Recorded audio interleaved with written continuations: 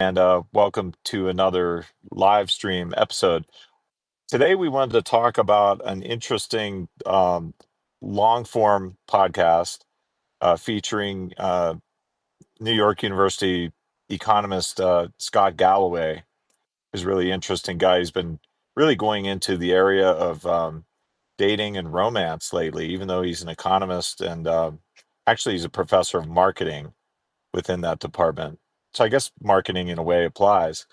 But there's a pretty remarkable long form podcast that we're going to give you a link to. You'll see in the post on this live stream where you can go there and see what they have to say.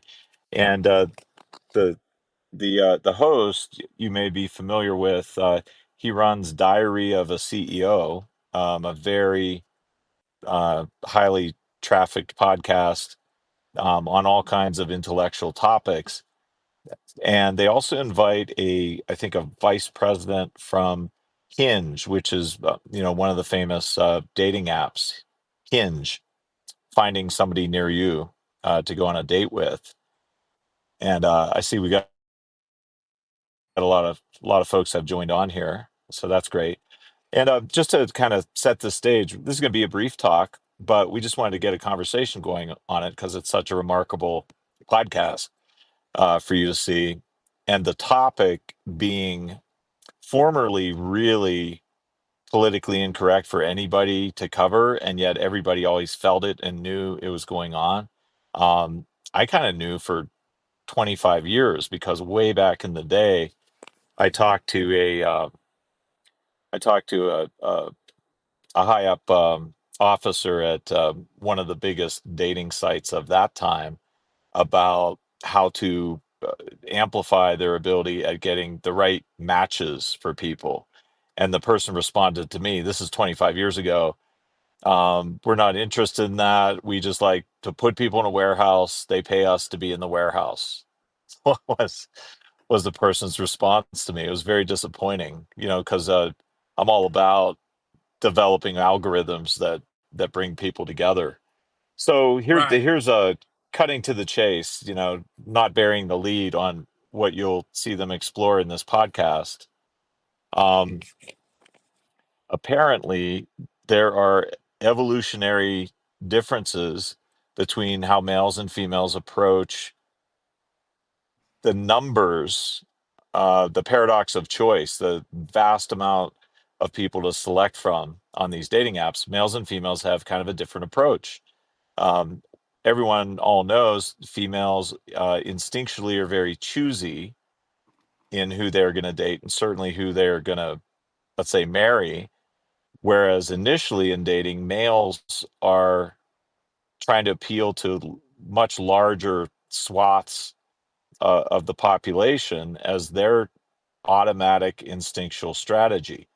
And the evolutionary psychologists have talked about, these things for years, but nobody really has been talking about how it plays out on the actual apps. And what you'll find in this Scott Galloway talk is that the approach of males tends to be they will be willing to reach out to and communicate with, what was it, Jeremy, 60% of females that they swipe on? It Yeah. was So something men, like a 60% willingness.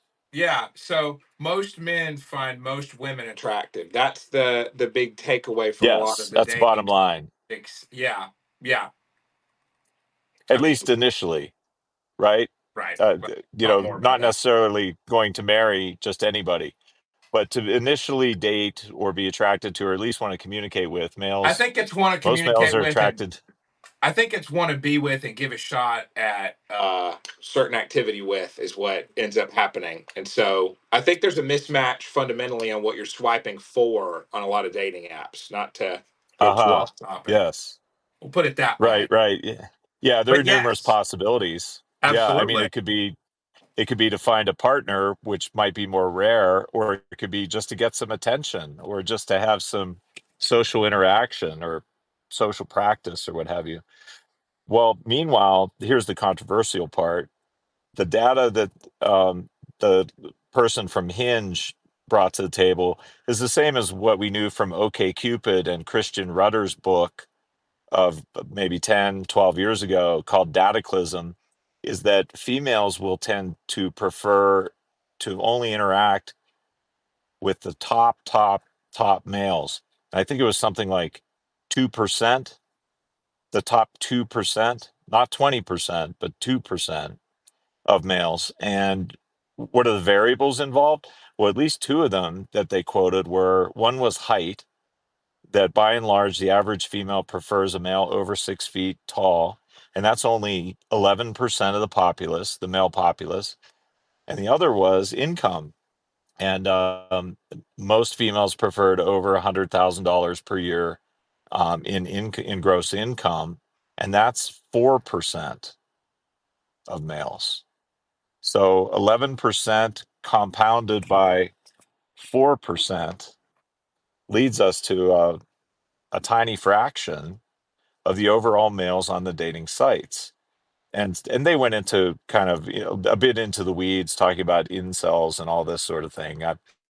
I don't think that's necessary if we just talk about the general public would like to feel loved and probably would enjoy a relationship, or at least serial relationships, possibly to have children someday, if we want to keep the population of the US intact, or not, if you do not Okay. prefer.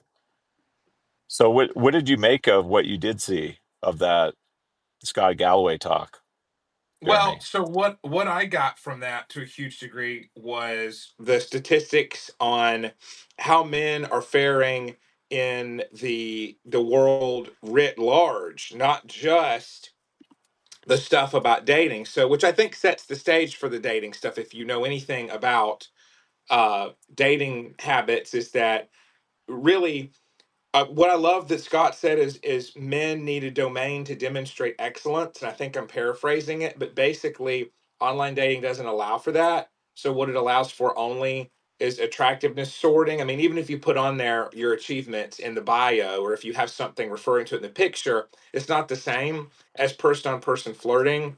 The fact that he brought up that there's no wood or metal shop in schools, so that boys don't have an outlet for physicality or to pursue trades, that was big. Ah, The interesting. Yeah, because some men are going to be better suited to blue collar work, which by the way can make upwards of 100K a year. Mechanics make bank. Let me put that very seriously. They Oh make some real yeah, money. plumbers make Huge amount a of money. huge amount, right? I So know that that, but personally and recently. so essentially, figure out what you want to do as a career and don't allow yourself to be sidetracked into this college as high school part two, because there's more options. The fact that the US has the highest rate of single parenthood was big. That was eye opening.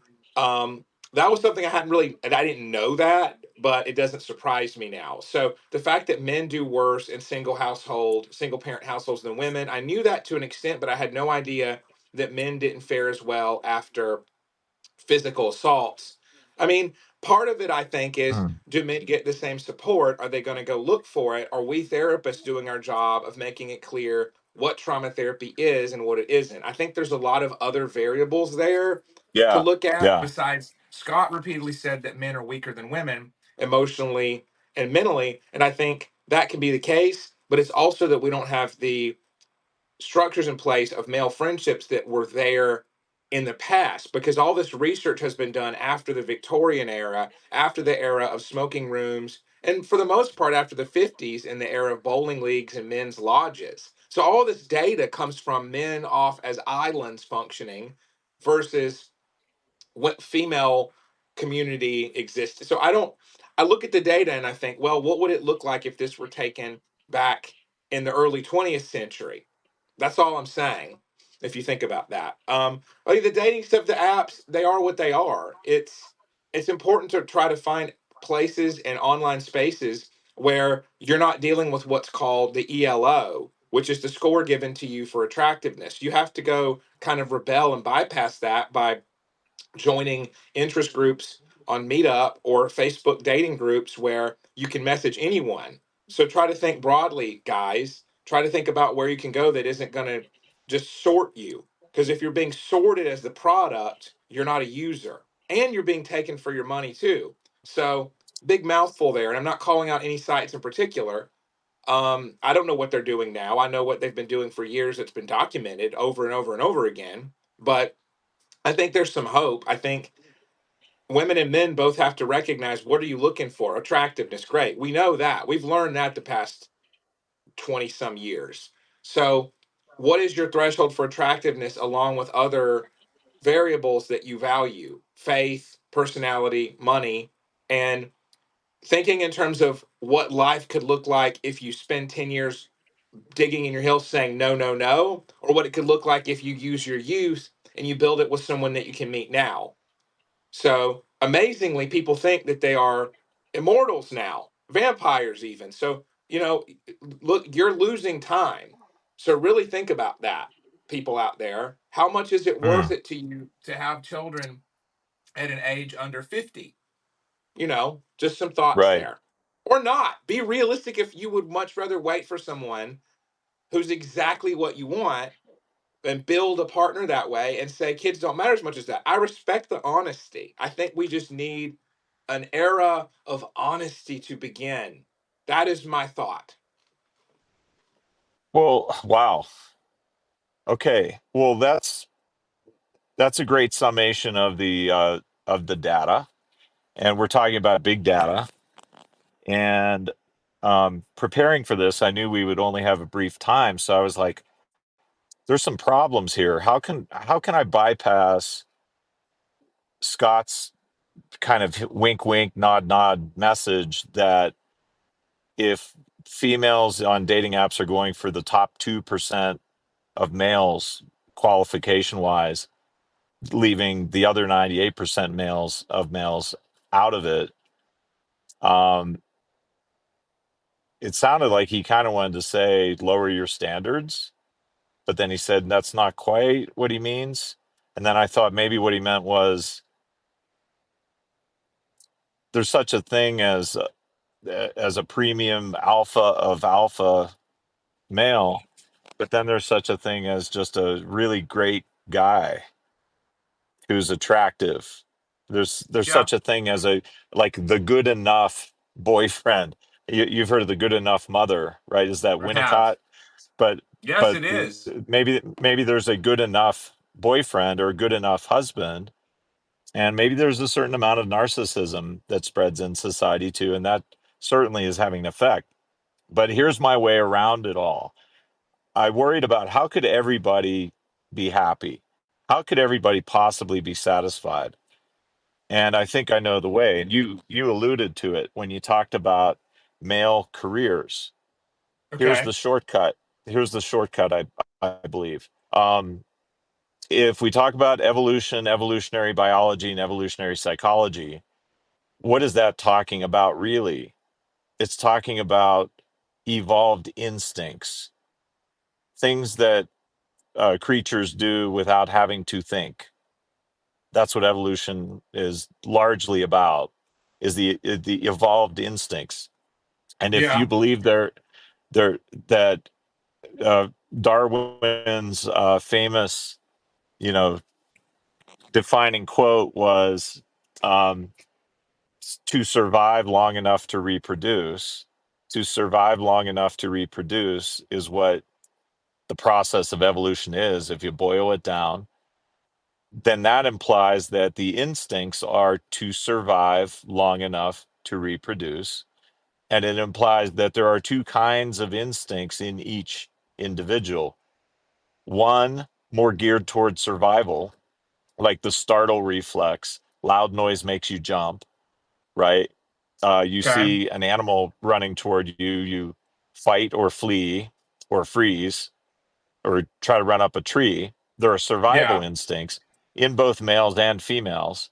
But then again, there are reproductive instincts. And what would be the appropriate terminology to describe those, no matter what somebody's preferences or lifestyle is? There are masculine instincts and feminine instincts. And this is in line with Jung and his archetypes that he talked about so long ago. that there are male and female archetypes. Those really are just instincts. So Jung meets evolutionary psychology by us saying that there are masculine and feminine instincts. So back to Okay. the Darwin equation, survive and reproduce. The male survival reflexes, you could easily see, if you think about it, especially if you're a male, apply to the career.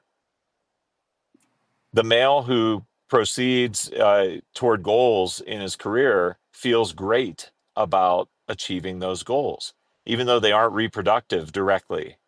They aren't Sure. directly pertaining to socializing. They're pertaining to his fitness to survive by way Okay. of income and by way of life satisfaction. So so this is then one source of feeling what Freud called libido, which did not mean sexual appetite. It meant a life force, a feeling of being alive, truly Okay. alive, which then means that the word masculinity as applied to biological males means a feeling of being alive, feeling great, and therefore also having charisma, the ability to express. The word passion applies. The ability to be passionate about your life and about yourself, not in a narcissistic way, but in a just excited to wake up in the morning kind of way. And and also an excitement about meeting people and socializing and maybe even finding romance. So I suspect that the cure for the quote disgruntled males, 98% of the dating app males, would be really work on your career.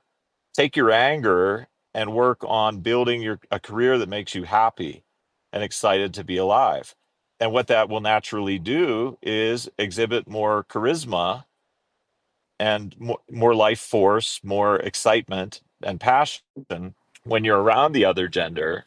And to justify what you said, Jeremy, this goes back to Aristotle. One of Aristotle's requirements for the highest quality of friendship was like shared activity together, jointly working on something, which means you got to be in person in order to truly have a friendship bond Yeah. with somebody. So I would want to add that.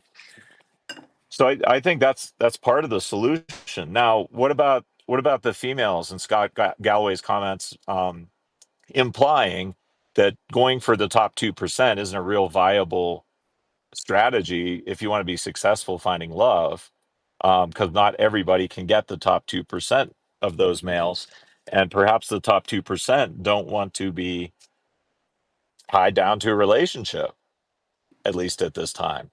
So Right. that's going to be a losing game for them. But what if the feminine instincts mean the same thing to females, that when they are expressed, realized, used, appreciated, put out into the world, it makes the female feel fantastic? It's Freud's libido. It's the feeling of life force or charisma or passion for being alive in the expression of the feminine instincts. And Okay. we know some of those well because they govern the behavior on the dating apps. The masculine instincts govern the masculine approach to the dating apps. The feminine instincts govern the feminine approach to the dating apps. But what nobody says that would be the solution to everyone being happy is that when live in person, the masculine instincts are expressed toward the female, they make her feel more feminine. They make her feel more alive. They amplify the feelings of her own feminine instincts. They bring out the feminine instincts. The feminine instincts bring out the masculine instincts and make the male feel great. They both can feel great if they interact in person, flirt, as you say, by expressing their masculine and feminine instincts live in person together. And I've heard numerous women describe how a man on an app turned out to be way worse than he appeared to be on the app, and other men that they took a chance on from the app that maybe weren't the most preferred that they were looking at, they happened to meet and turned out to be fantastic people. And they really became attracted by meeting in person, even though their profile wasn't the ideal profile. And I think this speaks to this, that we have to meet in person to be able to express these flirtatious masculine and feminine instincts. And when we do, they amplify those of the other. The reason I know this comes from the famous Konrad Lorenz, who was walking among the Austrian hills of his family's farm, and the ducklings started following him, who coined the term imprinting. And after that discovery of imprinting, he went on into not infant psychology or baby psychology, but rather the study of human courtship. And it's no surprise, because this idea of imprinting is that an instinct gets powered up or turned on only if the right conditions are met and the right timing occurs. Well, the right conditions for early dating and early courtship have got to be in person. It's how we are wired. We're wired for the visual, and females are wired for the sensory, which can only be met in person as accurately as that can occur. A woman can't have a quote sense or vibe of a man, even on video, let alone just a picture or text description of the person. It's got to be live in person. The same as Konrad Lorenz with the ducklings that started following him and thinking that he was their mother. So imprinting is what is the principle responsible for live in person, a male and a female. If they express their masculine instincts and feminine instincts toward each other, those instincts amplify those of the other person and raise their level of feeling passion, excitement for being alive. And that Okay. can't be done online. So that would be my proposed solution. Perhaps a bit wordy, but that's what I think the answer is. Uh, I get it. I get what you're saying. I think that's definitely viable. When do you have to be off here? Now, All right. Well, all yeah. right. I'll sit with my thoughts and come up with a rejoinder and maybe share that on the stream. All right. Let's do it. All right.